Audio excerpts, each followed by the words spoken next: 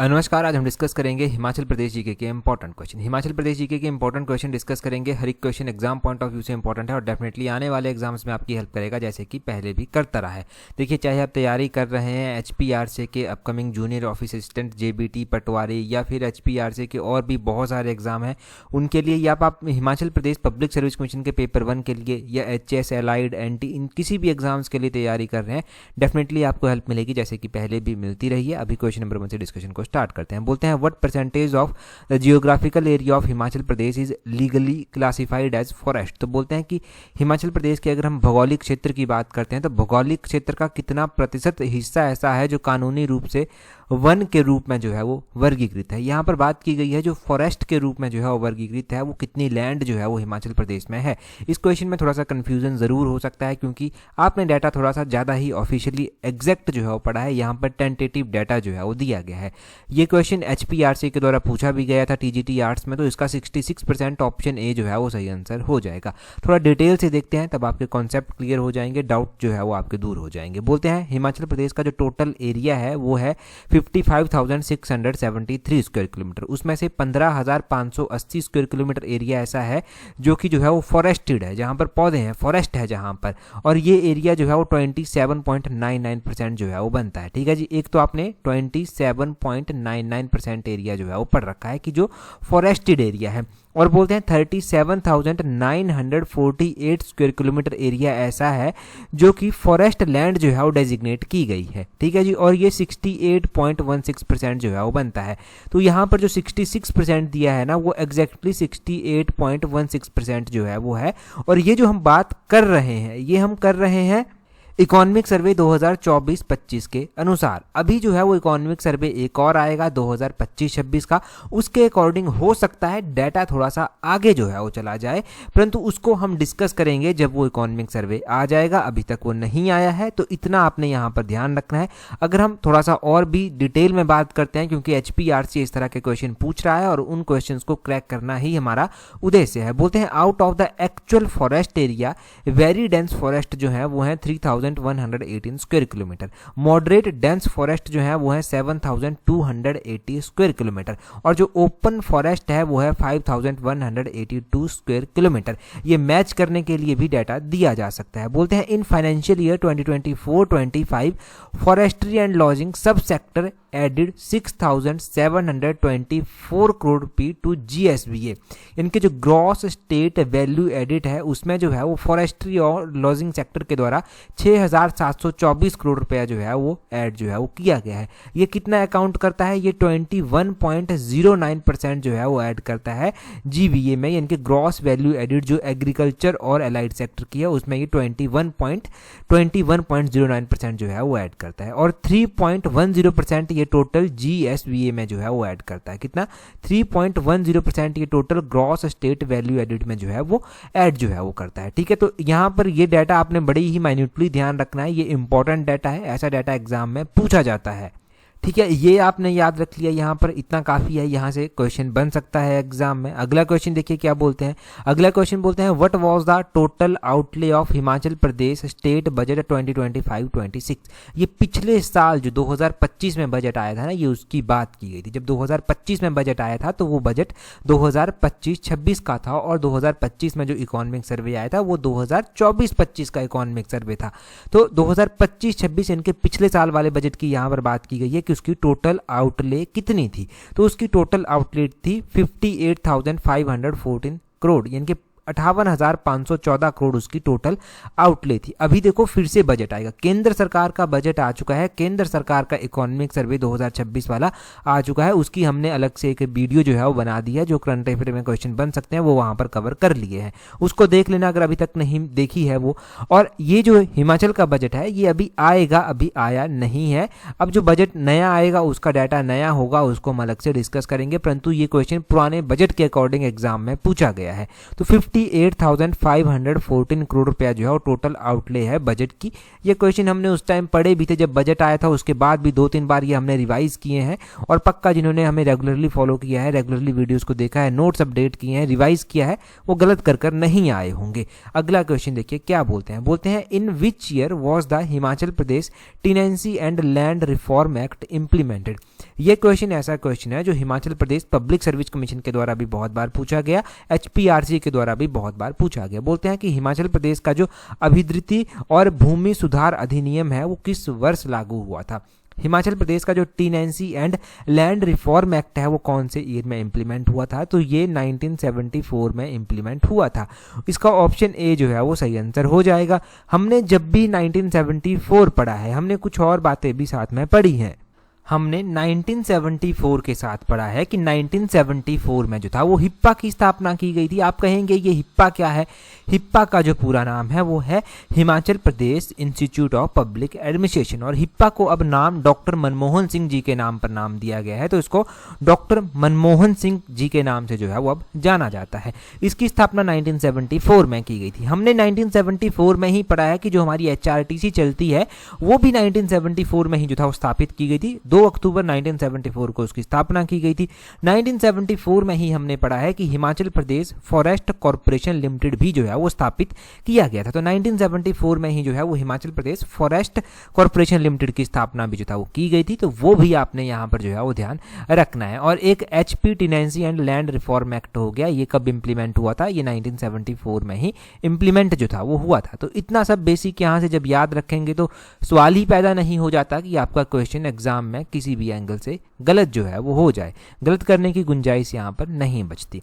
अगला क्वेश्चन देखेंगे हमारे पास क्या पूछा गया है। बोलते हैं according to Himachal Pradesh economic survey 2024-25, बोलते हैं what is state estimated GSDP at current prices for financial year 2023-24।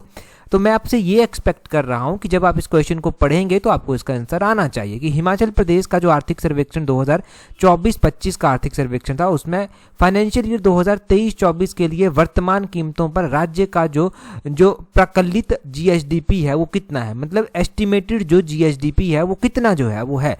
तो ये अगर आपने वीडियोस को रेगुलरली फॉलो किया है, इकोनॉमिक सर्वे हमसे पढ़ा है, तो ये आप सही करेंगे 2,10,662 करोड़ जो है वो इसका सही आंसर जो है वो हो जाएगा। अब थोड़ा सा डिटेल से देखेंगे। बोलते हैं the gross state domestic product at current prices is estimated as 2,10,662 crore in financial year 2023-24।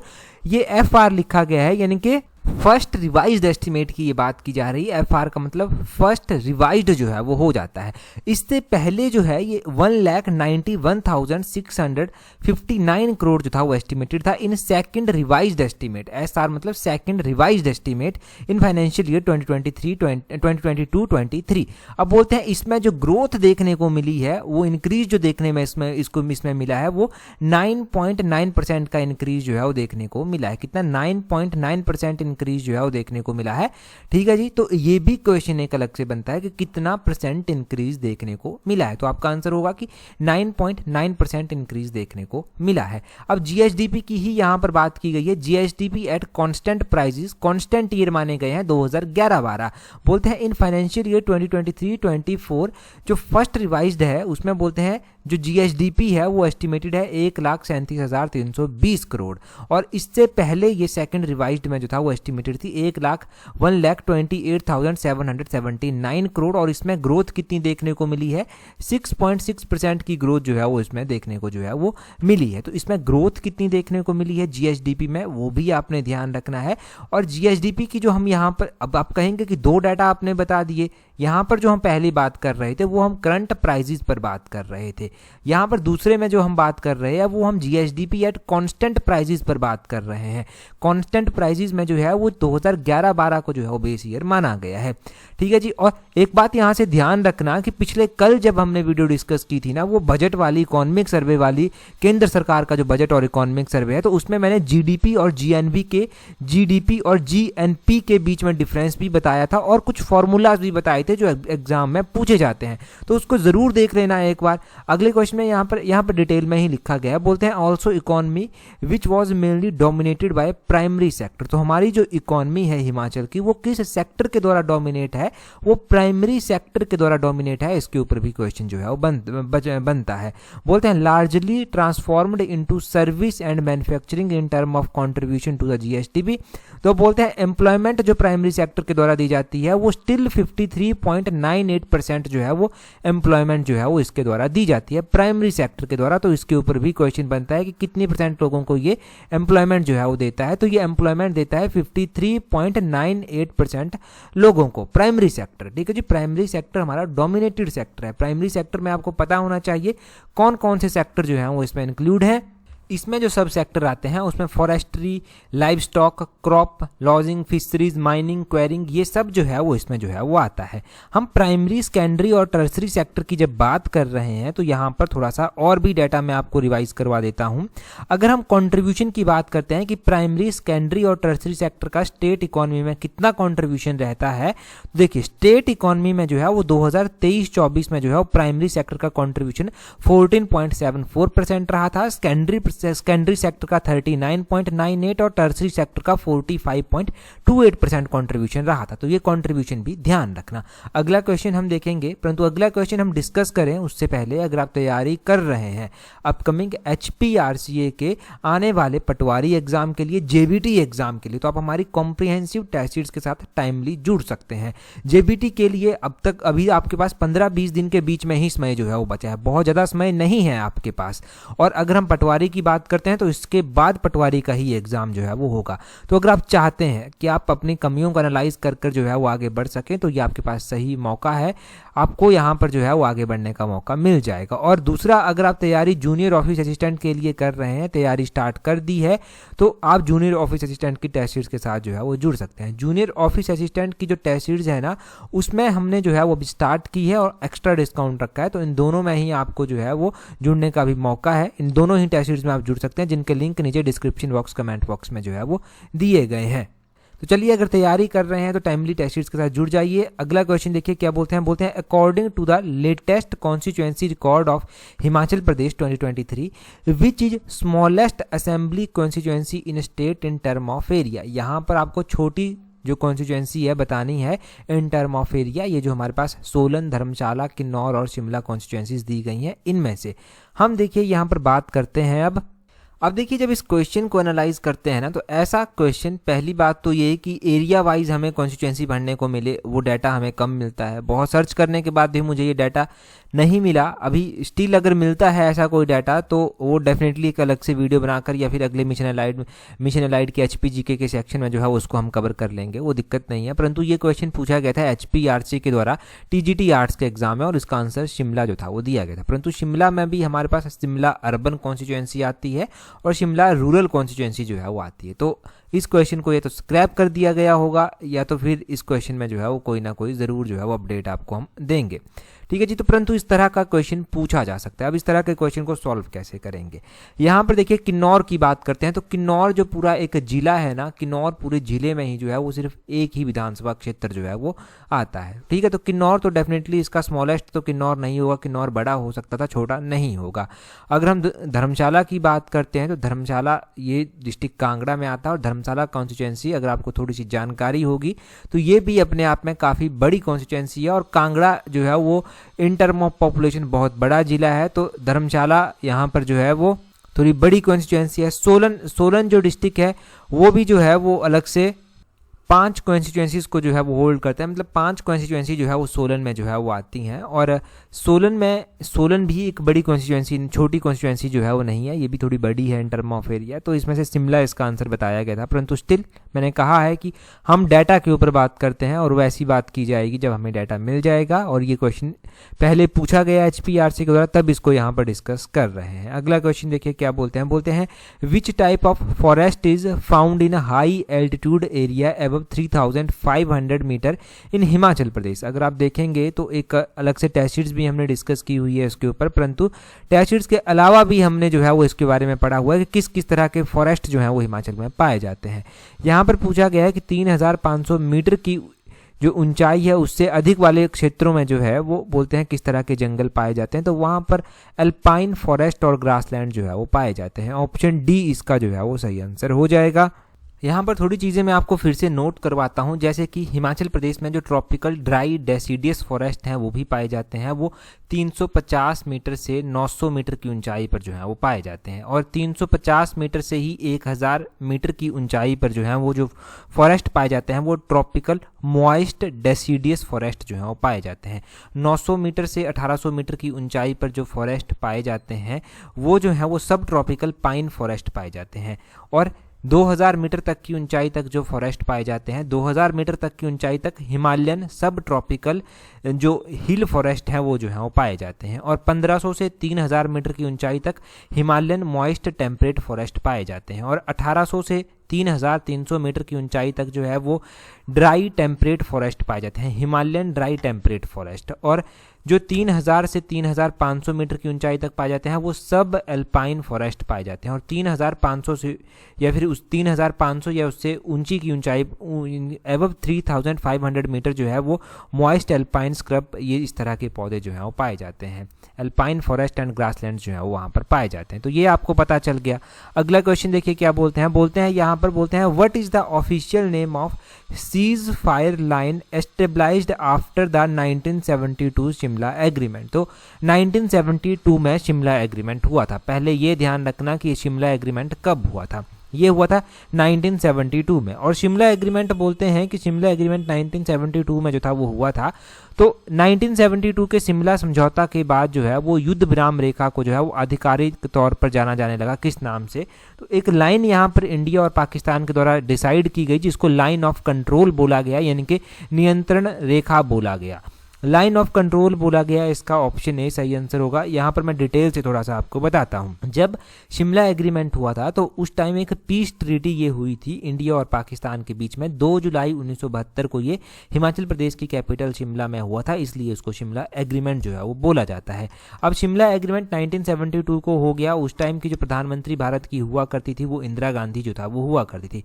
Pakistan की अगर हम बात करें तो पाकिस्तान की ओर से जो है प्रेसिडेंट वहाँ से आए थे जिनका नाम जुल्फिकार अली भुट्टो जो था जिनका नाम था।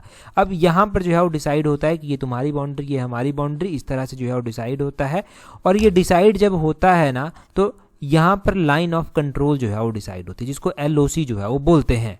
अब देखिए ये कहा जाता है कि 740 किलोमीटर के करीब ये बाउंड्री है, परंतु दोनों ही कंट्री जो है वो लाइन ऑफ कंट्रोल को अपनी अपनी तरह से अपने अपने नज़रिए से देखती हैं। कई बार एक तरह किसी के द्वारा ये जो है वो तोड़ दिया जाता है एग्रीमेंट, कई बार किसी के द्वारा। तो ये अलग अलग चीज़ें जो है वो दोनों की तरफ से होती रहती हैं। ठीक है, वो तो आपको पता है कि अलग अलग चीज़ें होती रहती हैं, परंतु आपने एक और ध्यान रखना है, एक LOC होती है, एक LAC भी होती है। LOC तो लाइन ऑफ कंट्रोल होती है, ये LAC क्या है? LAC जो है वो है लाइन ऑफ एक्चुअल कंट्रोल। ये जो LAC है, ये LAC जो है वो मोस्टली जो है वो अनडिमार्केटेड लाइन है और ये इंडिया और चाइना के बीच वाली लाइन जो है वो आती है। ठीक है जी, कुछ इंडिया के द्वारा कुछ चाइना के द्वारा कंट्रोल जो है वो की जाती है। LAC का भी पता चल गया, LOC का भी पता चल गया। रेड क्लिफ लाइन जो है वो इंडिया और पाकिस्तान के ऑफिशियल बॉर्डर को जो है वो बोलते हैं। और डुरंड लाइन जो है वो वैसे तो जब इंडिया एक अखंड भारत हुआ करता था, पाकिस्तान नहीं अलग हुआ था, तब इंडिया और अफगानिस्तान के बीच का बॉर्डर ये डुरंड लाइन बनती थी, परंतु अभी डुरंड लाइन जो आती है वो पाकिस्तान अफगानिस्तान के बीच में जो है वो आती है। ये ध्यान रखना है आपने, डुरंड लाइन जो है वो पाकिस्तान अफगानिस्तान के बीच में आती है। मैकमोहन लाइन की अगर हम बात करते हैं तो मैकमोहन इंडिया और चाइना के बीच का जो है वो बॉर्डर है। ये जीके के क्वेश्चन बन जाते हैं। अगला क्वेश्चन देखिए, बोलते हैं the big rebellion led by Raja Shamsher Singh in the hill state of Rampur Bushahr in Himachal Pradesh was a part of which historical event। तो बोलते हैं कि हिमाचल प्रदेश के पहाड़ी राज्य रामपुर बुशहर में राजा शमशेर सिंह के नेतृत्व में एक बड़ा विद्रोह हुआ था। ये किस ऐतिहासिक घटना के दौरान हुआ था? तो ये 1857 के विद्रोह के दौरान हुआ था। शमशेर सिंह उस टाइम राजा हुआ करते थे। शमशेर सिंह ने 1857 के विद्रोह में जो है वो क्या किया, अंग्रेजों का साथ देने से जो है वो मना कर दिया। अब शमशेर सिंह बोल देते हैं कि भाई हम अंग्रेजों का साथ नहीं देंगे। इसके लिए अंग्रेज ज़रूर नाराज भी होते हैं और इनके खिलाफ एक्शन लेना भी चाहते हैं, परंतु उनको मौका ही नहीं मिल पाता कि वो इनके खिलाफ जो है वो एक एग्जैक्टली एक्यूरेट एक्शन जो है वो ले पाए, क्योंकि उस टाइम स्थितियां ऐसी थी, वो अलग चीज़ों में उलझे हुए थे और मतलब उस टाइम कुछ जगहों पर तो ऐसी स्थितियां हो गई थी कि अंग्रेजों को भागकर जान बचानी पड़ रही थी यहाँ पर हिमाचल में भी। और कुछ रियासतें हमारी ऐसी थी जिनके द्वारा शरण भी जो है वो अंग्रेजों को दी गई थी उस टाइम, परंतु 1857 में बुशहर के द्वारा ये बोल दिया गया स्पष्ट रूप से कि हम तुम्हारी सहायता नहीं करेंगे, हम तुम्हें सहायता जो है वो नहीं देंगे। ठीक है जी। तो शमशेर सिंह राजा हुआ करते थे, उसके बाद ही विवाद हुआ था, परंतु विवाद इतना बड़ा नहीं हो पाया। बार बार क्वेश्चन एक मंडी षड्यंत्र के बारे में भी पूछा जा रहा है, तो ध्यान रखना कि ये 1914-15 में जो था वो हुआ था मंडी षड्यंत्र।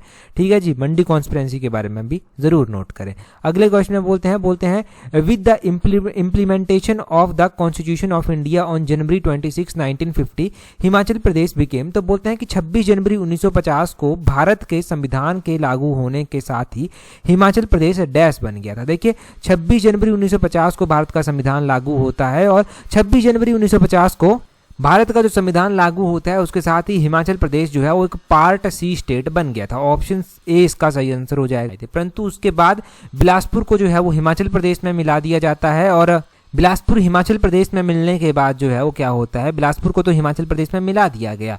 हिमाचल प्रदेश में जिलों की संख्या 5 हो गई, और उसके बाद हिमाचल प्रदेश को 1956 में जो है वो केंद्र शासित प्रदेश भी बना दिया जाता है। पार्ट ए स्टेट भी हुआ करते थे। पार्ट ए स्टेट जो है वो इसमें 9 स्टेट लगभग आते थे। ये गवर्नर प्रोविंस जो पहले ब्रिटिश इंडिया में हुआ करते थे, गवर्नर के द्वारा रूल किए जाने वाले स्टेट जो होते थे उनको बनाया गया था पार्ट ए।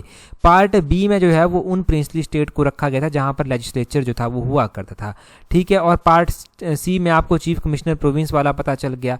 और पार्ट सी के अलावा पार्ट डी में भी कुछ स्टेट थे। पार्ट डी में अंडमान निकोबार को ही जो था वो रखा गया था, ये अकेला ही पार्ट डी में होता था। अगला क्वेश्चन देखिए क्या बोलते हैं। अगले क्वेश्चन में बोलते हैं the hydro electric project has been developed on which river in Shimla and Mandi region of Himachal Pradesh. तो बोलते हैं कि हिमाचल प्रदेश के शिमला और मंडी क्षेत्र में किस नदी पर जल विद्युत परियोजना विकसित जो है वो की गई है। तो शिमला और मंडी की बात हो रही है। तो शिमला और मंडी का ध्यान रखना है कि इनमें जो कॉमन नदी कोई बहती है तो वो बहती है सतलुज नदी। तो सतलुज नदी द्रोणी प्रवाह पर ही जो है ये प्रोजेक्ट जो है वो यहाँ पर बने हैं। अगर हम बात करते हैं वैसे नदियों के बारे में एग्जैक्टली, तो आपको पता होना चाहिए कि सतलुज नदी जो है, वैसे मंडी में तो मुख्य रूप से ब्यास नदी बहती है, परंतु सतलुज नदी भी जो है वो मंडी में जो है वो बहती है। मंडी में जो है ये फिरनू नामक स्थान पर जो है वो एंटर कर जाती है। मंडी में ये फिरनू नामक स्थान पर एंटर करती है, और उसके बाद ये बाकी के जिलों में बहती है, जैसे कि बिलासपुर में बहती है, शिमला में भी जो है बहती है। शिमला को ये चौरा के समीप जो है वो छोड़ देती है। बिलासपुर में फिर एंटर करती है कसौल के समीप, और बिलासपुर को जो है वो नीला के समीप छोड़ देती है, फिर पंजाब में जाकर बहने लगती है। वैसे ही ब्यास नदी की अगर हम बात करते हैं तो ब्यास नदी जो है वो ये मंडी में मुख्य रूप से बहती है। मंडी शहर के साथ ही ये लगती भी है यहाँ पर मंडी में, और बाकी कुल्लू शहर हो गया पीछे, कुल्लू के साथ लगती है, मनाली के साथ लगती है, कुल्लू, मंडी, कांगड़ा, यहाँ सबसे होकर ब्यास भी जो है वो बहती है। परंतु शिमला और मंडी में जो कॉमन नदी बहती है वो सतलुज नदी है, और सतलुज ही इसका सही आंसर जो है वो होगा। यहाँ पर ज़्यादा हाइड्रो इलेक्ट्रिक प्रोजेक्ट जो है वो बने हुए हैं। अगला क्वेश्चन देखिए क्या बोलते हैं in which of the following year did Himachal Pradesh come into existence as a political power. तो हिमाचल प्रदेश कब अस्तित्व में आया था एक राजनीतिक सत्ता के रूप में। तो देखिए हिमाचल प्रदेश हिमाचल प्रदेश जो है वो किस वर्ष एक राजनीतिक सत्ता के रूप में अस्तित्व में आया था। तो ये 1948 में ही अस्तित्व में जो था वो आया था एक राजनीतिक सत्ता के रूप में। 1948 में आपको पता है इसको चीफ कमिश्नर प्रोविंस जो है वो बना दिया गया। 1950-51 में आपको पता है कि इसको जो है वो पार्ट सी स्टेट बना दिया गया। 1956 में आपको पता है कि 1956 में ये केंद्र शासित प्रदेश बन जाता है, और उसके बाद आपको पता है कि यहाँ पर लड़ाई चलती है कि इसको पूर्ण राज्य का दर्जा जो है वो दिया जाए। तो 1971 में इसको पूर्ण राज्य का दर्जा भी जो था वो मिल गया था। तो ये सब आपने हिमाचल के बारे में जो है वो बेसिक चीजें ध्यान रखनी है कि कब कब ये जो है वो किस किस तरह का स्टेटस जो है वो धारण करता है। 1971 में फाइनली ये एक फुल फ्लेज्ड यानी कि पूर्ण राज्य का दर्जा इसको दिया गया, फुल फ्लेज्ड स्टेट बनता है, भारत का 18वें नंबर का राज्य जो था ये बनता है। अभी तक तो HPRC के द्वारा यही कॉमन क्वेश्चंस पूछे जा रहे हैं, और HPRC के द्वारा जो है जो क्वेश्चंस पूछे जा रहे हैं अगर उनको अच्छे से कवर करना है तो मैं कहता हूं कि मिशन एलाइड के एटलीस्ट आपने 50 पार्ट भी देख लिए ना हमारे लेटेस्ट वाले, तब भी आप HPRC को जो है वो 100% कवर जो है वो कर सकते हैं हिमाचल जीके के कॉन्टेक्स्ट से। और बाकी गिरिराज पत्रिका तो कवर करनी ही पड़ेगी अगर करंट अफेयर आपको पढ़ने हैं। तो गिरिराज पत्रिका की प्लेलिस्ट 2025 की अलग से है, 26 की अलग से है। अगला क्वेश्चन देखिए, अगले क्वेश्चन में क्या बोलते हैं in which year was the Rajiv Gandhi self employment startup scheme launched by Himachal Pradesh government with the aim to promoting self employment and encouraging new enterprises. तो बोलते हैं कि हिमाचल प्रदेश सरकार के द्वारा जो है वो स्वरोजगार को बढ़ावा देने के लिए ये राजीव गांधी स्वरोजगार स्टार्टअप योजना कब स्टार्ट जो था वो की गई थी। 4 ऑप्शंस आपके पास दिए गए हैं, अपना आंसर आप कमेंट कर बताएंगे। मिशन अलाइड का जो इससे पिछले वाला पार्ट है उसमें पहला ही क्वेश्चन हमने डिस्कस किया है, डिटेल से डिस्कस किया है, उससे पहले भी ये क्वेश्चन पढ़ा जा चुका है। टेलीग्राम पर अगर आपने ज्वाइन नहीं किया है तो टेलीग्राम पर ज्वाइन करने के लिए अपने टेलीग्राम से @allexam31 सर्च करना, आपको हमारा टेलीग्राम चैनल मिल जाएगा। आज की इस वीडियो में इतना ही है। That's all for today. Thank you very much for watching and listening it very patiently.